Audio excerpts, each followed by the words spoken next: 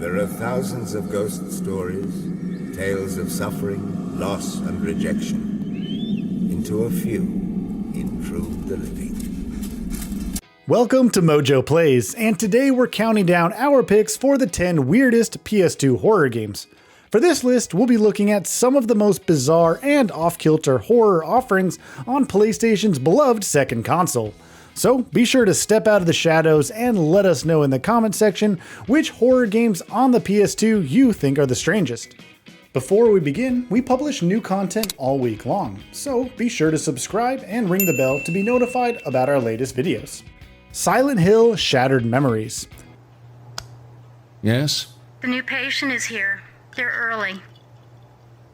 That's fine. We can start now.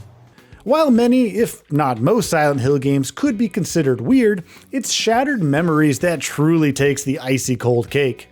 This more experimental Silent Hill game features moments where you interact with a therapist, Dr. Michael Kaufman, to flesh out the direction of the story, one revolving around Harry Mason, once again searching for his daughter Cheryl. In tangent with that, the game avoids traditional enemy encounters and instead throws Harry into these linear running sections where you must grapple with baddies and choose routes out of these nightmarish sections. Shattered Memories acts as a sort of spiritual reimagining of the first game, one set in a frozen, snow-laden version of the titular horrific town. It's a weird game because it often gives off the feel of a traditional Silent Hill game, but deviates from the series' more grounded gameplay.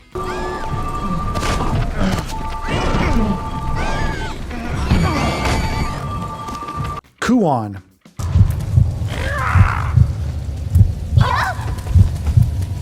Venerable, prolific developer From Software has truly covered a wide gamut of game experiences. Enter Kuon, a truly terrifying and bizarre third-person survival horror game set in Kyoto, Japan, specifically the Fujiwara Manor and its surrounding areas. The game centers around 3 distinct playable characters, with each part of the game broken up into exploration, combat, and puzzle solving. What makes this game so weird is that each character must be utilized at different times in the story to successfully progress. There's a disturbing story at play in Kuon that revolves around spirits, supernatural elements, rituals, sacrifices, and more, all with a Japanese flair. On top of the game's spooky nature, it's also one of the most rare and expensive PS2 games out there, often coming in way over the $1,000 mark, at least at the time of writing. If you can find and afford this weird horror gem, then it's sure to keep you up at night.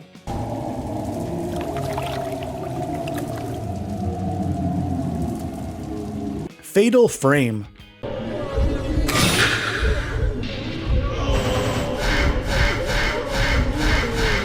Fatal Frame, also known as Project Zero, is weird for one central reason. It took the combat element of many survival horror games from traditional weaponry to a completely non-traditional weapon/item, that of a camera, the camera obscura to be exact. This unbelievably terrifying horror game turned the genre upside down with this new mechanic way back in the start of the 2000s. Fatal Frame leans all the way into its Japanese horror influences, from the macabre haunted mansion setting, to ghost girls with long hair, to the surreal and ominous musical cues. However, it's the camera obscura that truly takes the stage in this game, since you quite literally have to get up close and personal with the supernatural entities haunting the Himuro mansion and surrounding areas. Snapping photos of these ghosts is oddly effective, but requires you to wait for the perfect snapshot to deal the most damage, and hopefully, as the game title implies, a fatal frame. Obscure. Miss Ashley, what was your reaction when you saw those creatures? Get lost. Do you really think you'll get out of here alive? The sheer idea of playing as a host of high school pals exploring their own, now very much monster-infested high school is incredibly strange, at least at the time. Add in the fact that you can swap between characters on the fly while exploring Leafmore High, solve a host of tricky puzzles, and battle all manner of creepy crawly baddies, many who were once students at Leafmore, and you quickly realize that Obscure isn't just your typical run-of-the-mill horror game.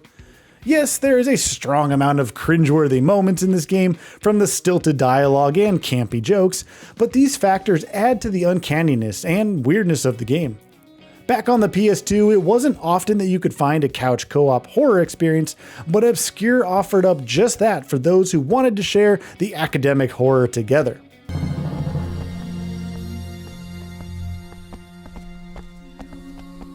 Siren.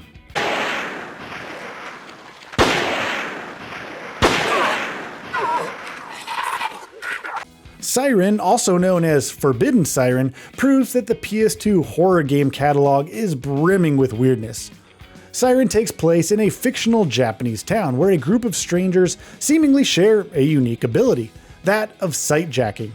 Sightjacking gives each playable character the ability to see through the eyes of others, specifically of the various zombie-like townsfolk in the game.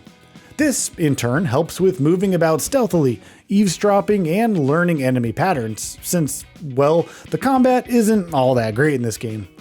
The supernatural disaster that is woven into the very fabric of the game's narrative and character motivations keeps the pace up throughout this slower-paced game. Now, it won't be for everyone, but Siren blends high spook factor and stealth into a strangely enjoyable horror game.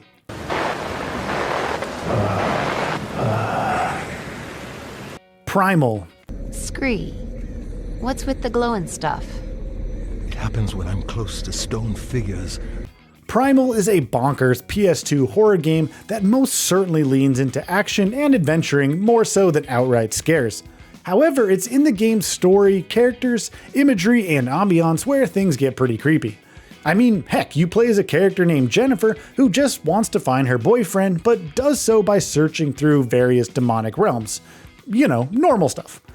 However, you aren't alone. You get to take on this fantastical horror quest with a gargoyle-like creature known as Scree, who also just so happens to be a playable character. Utilizing both Jennifer and Scree is vital to solving tricky puzzles, platforming sections, and battles.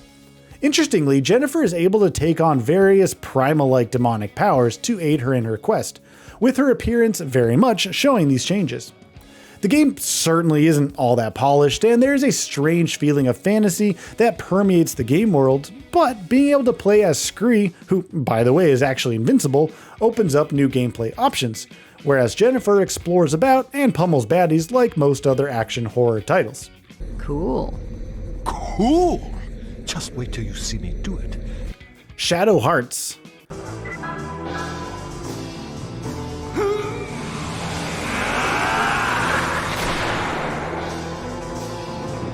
The idea of a horror-themed RPG sounds pretty crazy, right? Well, in the case of the JRPG Shadow Hearts, it works perfectly, and more developers should take note. For the uninitiated to this niche series, the first Shadow Hearts is all about Yuri and Alice, who explore nightmarish locales in the early 1900s. Yuri is a unique character, since he can absorb and turn into all manner of monstrosities to utilize in the Judgment Ring-based battles.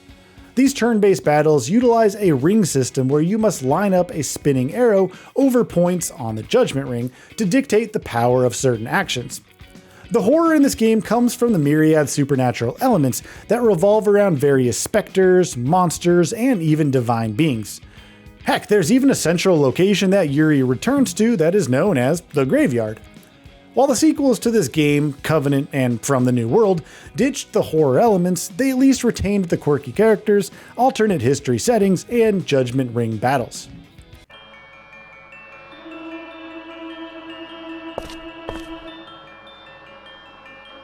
Gregory Horror Show.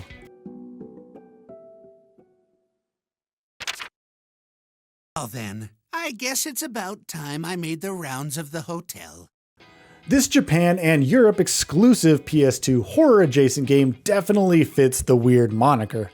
Fans of the anime series will likely feel right at home in the PS2 version of Gregory Horror Show, since it has a similar feel, style, and vibe.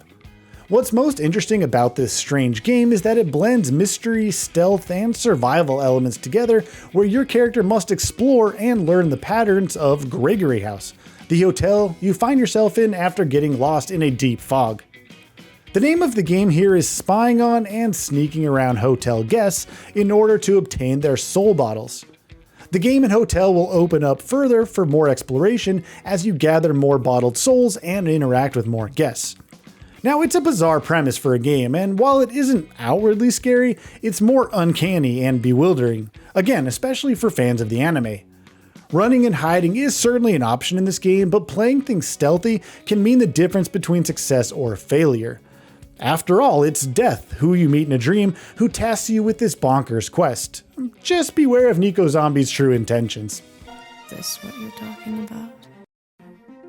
Picked this up somewhere a long time ago. Here, you can have it. Echo Night Beyond.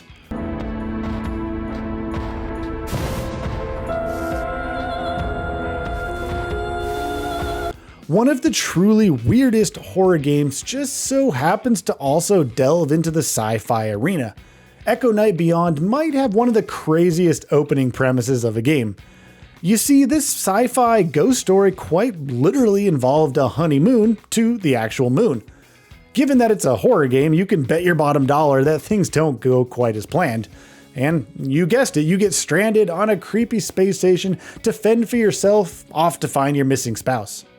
One of the very few first-person horror games on the PS2, Echo Night Beyond often feels like a walking simulator tossed in with a jump scare factory. Coming across ethereal specters will keep you on the edge of your seat, and you must utilize the ship's monitoring system to track activity and find items that are keys and areas like that. If you have a penchant for all things sci-fi and horror, then this one could be up your alley. Ah, you're here. Please, make yourself at home. Rule of Rose. Just look at you. You're filthy. Where should I start with this one? Rule of Rose not only happens to be one of the weirdest PS2 horror games, but is also one of the most controversial. Oh, and also again, one of the rarest and most expensive as well. In Rule of Rose, you take on the unfortunate role of Jennifer, who finds herself bound to a frankly disturbing group of children known as the Red Cran Aristocrats. This creepy cult of kids is hell-bent on taking control, much to Jennifer's chagrin. To address the crudely drawn elephant in the room, Rule of Rose wasn't well received by many since it leaned too heavily into psychological/moral issues, over-the-top and out-of-place violence, and even obscene moments of various unfiltered content. This, of course, led to the game being banned in many places. The game itself played out like most other similar third-person horror titles like Silent Hill or Clock Tower, for better or for worse at times. This one really gets its weirdness though from the moral issues and controversies surrounding it. Regardless, the Red Cran Aristocrats make this horror title one that can't easily be forgotten. Okay?